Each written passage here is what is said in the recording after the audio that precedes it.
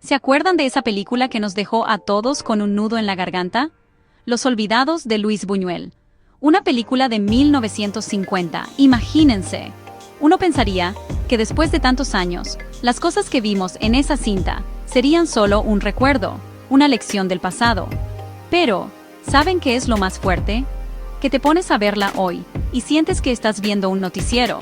Es como si Buñuel no solo hubiera filmado el México de su época, sino que, de alguna manera, nos hubiera dejado una profecía, un espejo que todavía nos devuelve una imagen muy dura de nuestra realidad.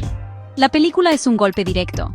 Nos muestra la vida de unos niños en los barrios más marginados de la Ciudad de México, y lo hace sin filtros, sin tratar de suavizar nada. Es cruda, es real, y por eso mismo es tan poderosa. Y hoy, más de 70 años después, me pregunto y les pregunto a ustedes, ¿qué tanto hemos cambiado? Esas historias de pobreza, de violencia, de sueños rotos, son solo cosa del pasado. La verdad, y es algo que duele admitir, es que muchas de esas dinámicas siguen presentes. Vamos a explorar juntos 6 similitudes, 6 puentes que conectan directamente el mundo de los olvidados con el México que vivimos todos los días. Prepárense, porque este viaje no es fácil.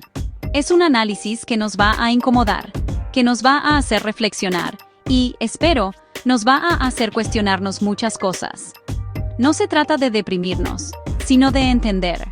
Entender de dónde venimos, dónde estamos parados y, sobre todo, qué podemos hacer para que las futuras generaciones no sigan siendo los olvidados de su tiempo. Vamos a empezar con lo más evidente, lo que te salta a la cara desde el primer minuto de la película, la pobreza. En Los Olvidados, vemos a Pedro, a El Jaibo, a todos esos niños viviendo en la miseria. No es pobreza de no me alcanza para el cine, es pobreza de no tener que comer, de vivir en casas de cartón, de no tener un par de zapatos decentes. Ves esas imágenes y te preguntas cómo era posible vivir así. La crudeza de Buñuel te muestra que esa precariedad no es solo una falta de dinero, es una falta de todo, de oportunidades, de seguridad, de futuro. Es una estructura que los atrapa desde que nacen, un laberinto del que parece imposible salir. Y ahora, hagamos un corte a hoy. Salimos a la calle, viajamos por nuestro país. ¿Y qué vemos? Vemos exactamente lo mismo. Millones, y digo millones de mexicanos, siguen atrapados en ese mismo ciclo. Familias enteras viviendo en condiciones que no son dignas, en cinturones de miseria que rodean nuestras grandes ciudades. La pobreza estructural sigue ahí, intacta, como una herida que nunca ha cerrado. Los escenarios han cambiado. Quizás ahora hay celulares y antenas de televisión satelital, pero la esencia del problema es la misma. La desigualdad es tan profunda que para muchos, el lugar donde naces sigue dictando, casi como una sentencia, el resto de tu vida. Es un eco terrible de la película. Otro tema que te destroza el corazón en la película es la violencia. Y no cualquier violencia, sino la que viven y ejercen los niños. El Jaibo, por ejemplo, es un personaje que ya está completamente roto por dentro. Es un adolescente que ya mató, que roba, que lidera una pandilla. Pero lo más cabrón es que la película no lo juzga como un simple villano. Te hace entender que él mismo es una víctima de un entorno que lo empujó a eso. La violencia es su lenguaje, su forma de sobrevivir. Vemos cómo los pleitos, los robos, la agresión constante, son el pan de cada día para estos chavos. No conocen otra cosa. La inocencia se les arrebata de un plumazo. ¿Y hoy, qué me dicen? La situación es igual o peor. Escuchamos todos los días noticias sobre jóvenes reclutados por el crimen organizado, sobre escuelas que se convierten en campos de batalla. La violencia se ha normalizado de una manera espantosa en muchas comunidades. Los jóvenes, especialmente los que viven en zonas marginadas, están expuestos a una brutalidad que nadie debería experimentar. Son carne de cañón. La película nos mostraba una violencia más artesanal, sin protección, que encuentra en la violencia una salida, una forma de poder, o simplemente la única forma de seguir adelante en un mundo que les ha dado la espalda. Ahora hablemos de la familia, o más bien de la falta de ella.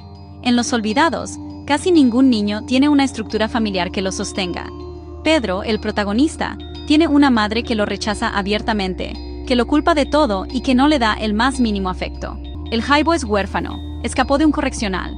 Los demás niños andan por ahí, a su suerte, sin una figura adulta que los guíe, que los proteja, que les ponga límites o que simplemente les diga te quiero.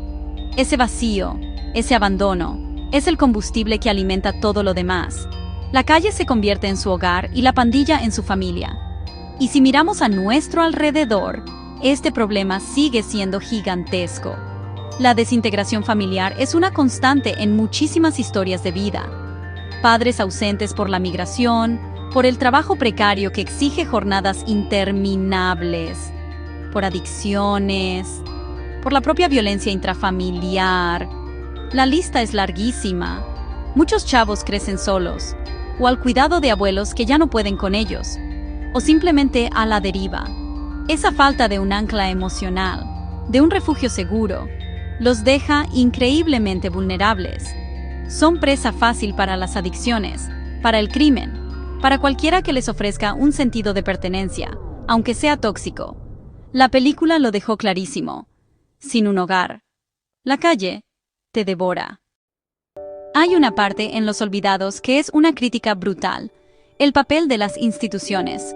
Cuando Pedro es enviado a la granja escuela, se supone que es su oportunidad de rehabilitarse, y al principio parece que sí. El director es un hombre con buenas intenciones, que cree en la pedagogía, en darles confianza. Le da a Pedro un billete de 50 pesos y le pide que vaya a hacer un mandado, como una prueba de confianza. Y justo ahí, cuando parece que hay una luz de esperanza, todo se va al carajo. El Jaibo le roba el dinero, y Pedro, por miedo y por un código de lealtad torcido, escapa. La institución, con toda su buena voluntad, no puede competir contra la fuerza de la calle. Es ineficaz, está desconectada de la realidad que viven esos niños. Esa indiferencia o ineficacia institucional es algo que nos suena muchísimo, ¿verdad? Hoy en día, ¿cuántas veces hemos escuchado historias de burocracia que impide que la ayuda llegue a quien la necesita? De programas sociales que se quedan en el papel o que están llenos de corrupción.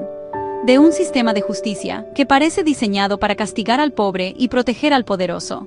Las instituciones a menudo parecen monstruos gigantes y lentos que no entienden las urgencias de la gente. Se crean leyes, se firman acuerdos, se dan discursos, pero en el día a día, en la colonia, en el barrio, la gente sigue sintiéndose abandonada, olvidada por ese sistema que, en teoría, debería estar ahí para protegerlos. Es la misma frustración que siente Pedro. Hablemos de algo bien sutil pero bien poderoso: el estigma. En la película, ser pobre es casi sinónimo de ser delincuente. A Pedro lo acusan de robar un cuchillo, y aunque es inocente, nadie le cree. ¿Por qué? Porque es un niño de la calle, porque es pobre. Su palabra no vale. La sociedad ya lo ha juzgado y sentenciado antes de que abra la boca. Se asume que estos niños son manzanas podridas, un peligro, una molestia que hay que quitar de la vista. No se les ve como víctimas de un sistema injusto, sino como los culpables de su propia desgracia. Esta criminalización de la pobreza es uno de los mensajes más desoladores de Buñuel. Y, honestamente, ¿hemos superado eso? Yo creo que no. Todavía hoy, persisten un montón de prejuicios hacia los jóvenes que viven en barrios marginados. Si un chavo de una colonia nice hace una tontería, es una travesura. Si un chavo de un barrio popular hace lo mismo, es un delincuente. Usamos etiquetas todo el tiempo: nini, chaca, malandro. Juzgamos por la forma de vestir, por la forma de hablar, por el color de la piel. Creamos barreras invisibles y les negamos oportunidades basándonos en puros estigmas. Esa mirada de desconfianza y de miedo sigue ahí. Y es una de las violencias más dolorosas, porque te quita la dignidad y te convence de que no mereces nada mejor. A pesar de toda la oscuridad, y esto es algo que a veces se nos olvida, en Los Olvidados hay una búsqueda constante de redención y de dignidad. Pedro, en el fondo, no quiere ser como el Jaibo. Él quiere trabajar, quiere que su mamá lo quiera, quiere una vida normal. Su sueño es simple: ser bueno. Incluso en la granja escuela, por un momento, se aferra a esa posibilidad de cambio. Es una lucha interna terrible entre la persona que quiere ser y el mundo que lo empuja a hacer otra cosa. Ojitos, otro personaje, a pesar de ser abandonado y vivir en la miseria, conserva una inocencia y una bondad que contrastan con todo lo demás. Son pequeñas luces de humanidad en medio de la tragedia. Y esa misma lucha la vemos todos los días en nuestro México. A pesar de todas las barreras, de la pobreza, de la violencia, de la indiferencia, hay millones de jóvenes que se levantan cada mañana a intentar cambiar su destino.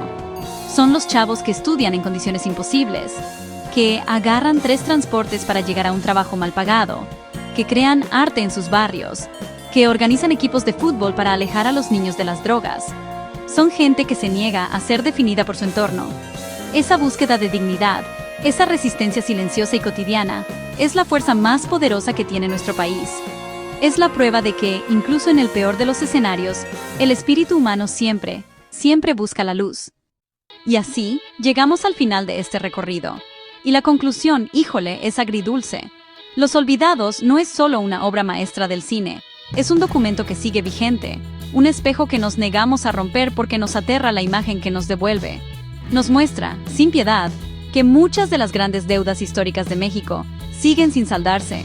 La desigualdad, la injusticia, el abandono, son fantasmas que se pasean por nuestras calles hoy, igual que se paseaban por la película de Buñuel hace más de 70 años.